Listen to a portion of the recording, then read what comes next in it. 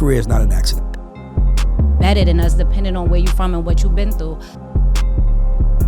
What's up? This is Troy Carter, and you're watching The God Show. I'm a facilitator of dreams. I am not here to take you to your dream. Dim Joints and Focus. Focus and Dim Joints. What? Yo, this is Big U.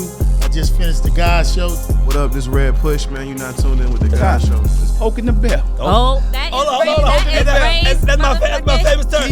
He's the master investor.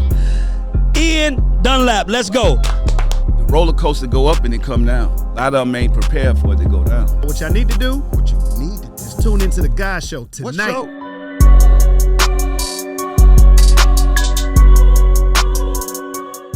There's so many people who are watching who are like DMing me. I know DMing you, Red.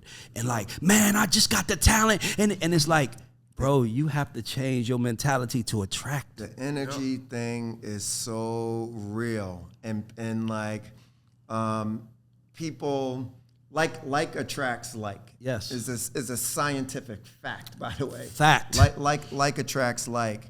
And the energy you give off attracts a certain level of energy. Yes. And so over the years, I learned that, and it's the hardest thing for me, man, was like coming from Philly. There's a lot of people who I grew up with, right?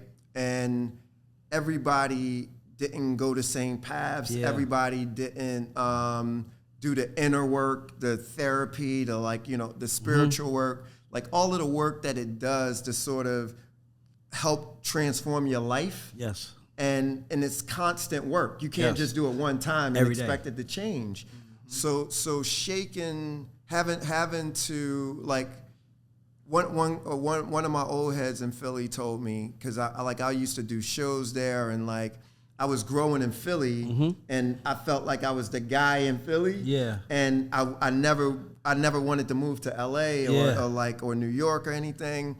And this guy told me, old head, he said, you got to let go to grow. Mm. And he said, the people that you're around, they're not going to elevate you.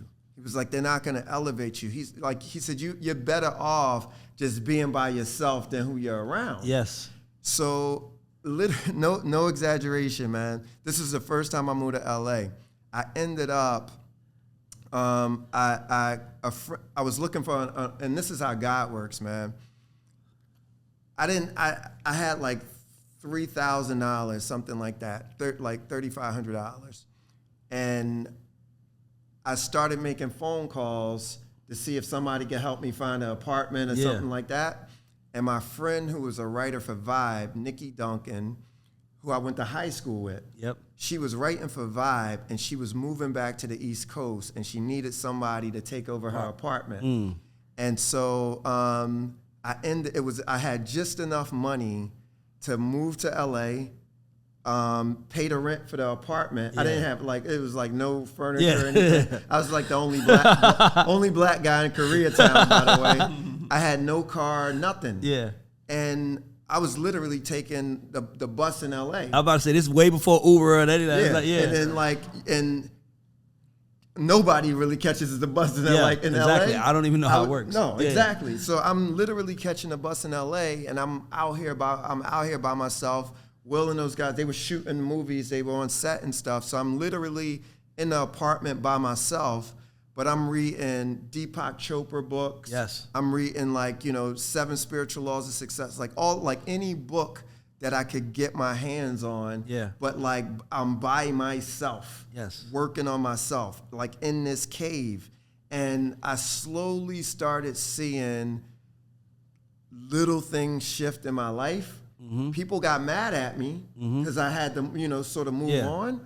But it's like the things that it started to attract made me really start believing in it. And once you believe it, you can't go back. You can't. Once you once you go down that dark road and everybody's like, you tripping, what are you doing? And you like, no, I believe that something can happen for me. And then you get to that life. Nobody can change you. Only people that can change you is people like you. Yep. Everybody else, even now, I have cousins and like you don't act like us. I'm like, Because I went on a journey that y'all never could understand, bro.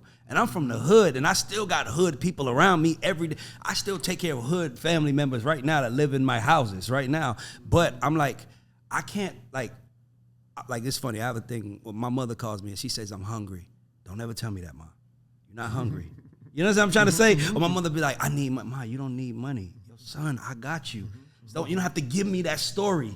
Just tell me, but it's like some people just don't want it. And I tell everybody in my life, I'm like, every morning we all get up and we look greatness in the eye. And we either decide to look the other way or we decide to face it. And if you face it enough, you become greater. I tell it to everybody in my team, I'm like, fuck chasing money, build value. You are looking greatness in the eye. Right. And you're facing it. And if you really, and I know it's hard because you ain't never did it.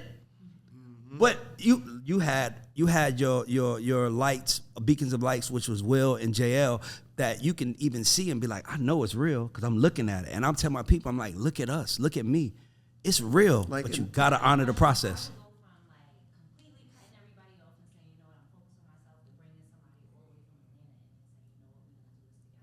No, this is early on. This is before he became Troy. That's why I said it was frustrated talking about not frustrated, but it was a little difficult saying Troy Carter from Venice. I'm like, Troy is an investor in Uber. He is Spotify. I'm like, Troy is the person that I called the day I quit Interscope.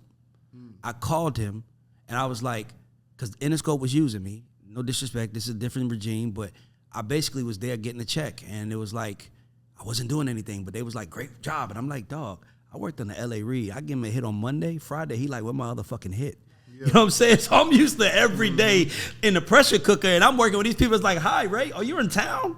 I'm like, yeah, I'm in town. I'm trying to fucking win. Mm-hmm. And then I was like, man, I'm going to be that black guy that collects a check, and all the black people going to lose respect because they know I can't do nothing. So I quit, and I hit you. And you told me, you said, Ray, congratulations. Mind you, I'm thinking you're going to say, what the hell are you doing? What? He was like, congratulations. And you told me, you said, go by The Alchemist and sit down and read it before you take any step. And then he cut me a check, by the way. He cut me a check for my group. You understand, bro? And for you, that was probably just 5 minutes in the office. But bro, you a hero out here. And I know I do the same for people, and I know we all do it. But sometimes it's good for someone to just tell you in that moment, man, that shit meant a lot. Man, that shit gave me confidence to do this. Now, you know what? It's like when a few things that that I learned throughout my own life, right? Mm-hmm. It's